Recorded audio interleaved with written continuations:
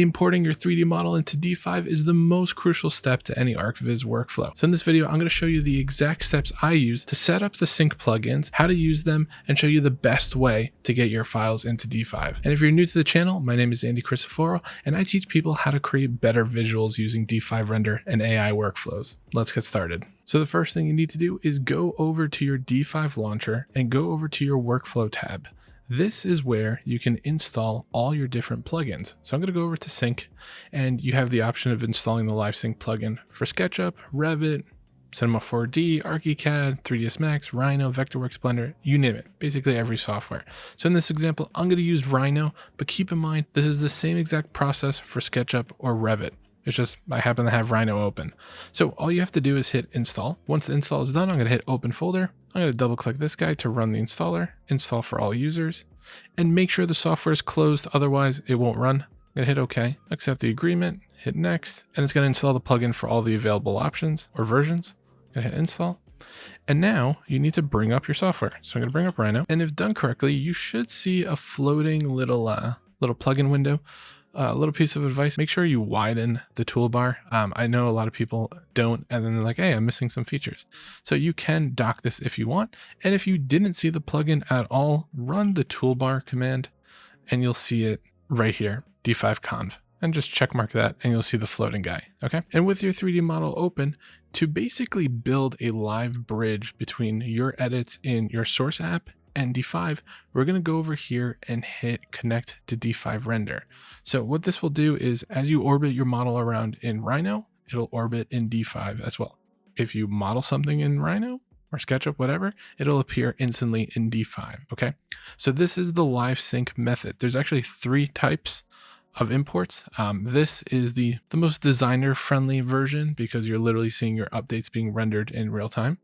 So I'm going to hit new project because I don't have it open, and it's going to open up a fresh version of D5. This is totally normal. Another thing I'll point out is because D5 is a standalone piece of software, you actually don't need Rhino open after this step. It's only if you want the live updates, right? So what I'm going to do here is I'm going to work side by side just so you could see the perks of a LiveSync plugin. So as you see, as I'm orbiting, we see the changes in D5. Let me just turn off my terrain. Any edits you do will propagate to D5 immediately. Okay, so you've got that there, right? Then you have the ability to sync once. This is basically like a geometry freeze if you don't want it to keep updating. Then you have the option to recontinue your live sync or end it. You have a way to sync all your Rhino saved views. Again, this is true for SketchUp and everything, and it'll send that over here. So if I save a view, I click this, right? I can sync it using this button. So if I go here to sync camera, it will now add that scene. There you go. If you have any Rhino lights or SketchUp lights, you can transfer them over that way. And then this is the other import method. This is actually the export workflow. So check this out. I'm going to open up my layers just so you can see. You see there's like a certain level of hierarchy, right? We've got a main layer, then a second layer, and then a third layer, right? If I click export, you see here, it says I can export out everything. I can export via selection or layer selection with a layer structure. So if I click this model, you see how only one asset's here? That is, this menu right here is asking me, how do you want to export out your mesh? So what I'm going to do is I'm going to switch this to 3 layers, and you're going to see the difference between LiveSync and export because there's pros and cons to both. All right, export succeeded. And now what I can do is actually use the built-in import function into Rhino. So if I click this and now click that, you're going to see I have a D5A here, which is a group of different meshes. So look at this. This is a group. Look at that. It matches the interior, the landscape, the architecture layers.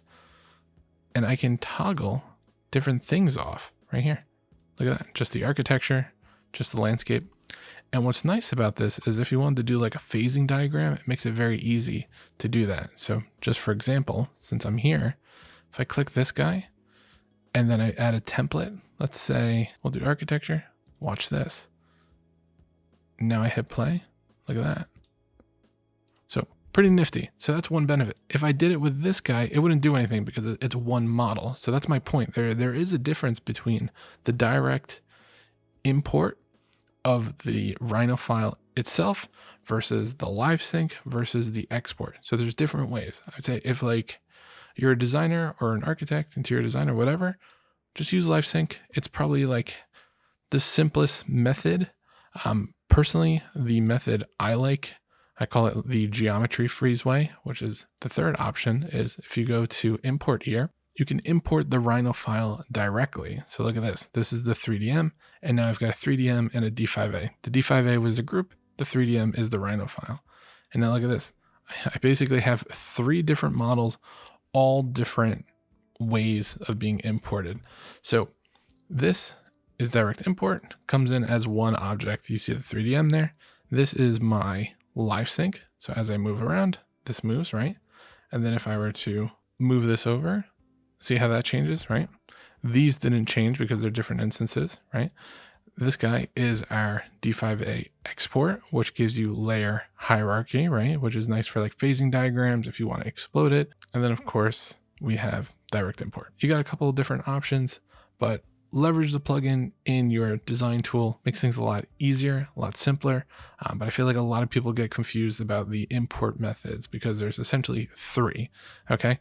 The other thing I would recommend is being a little organized with your layers, just in general, in case you want to leverage any of these other export methods or import methods, you've got it ready to go. And that's just good hygiene in general.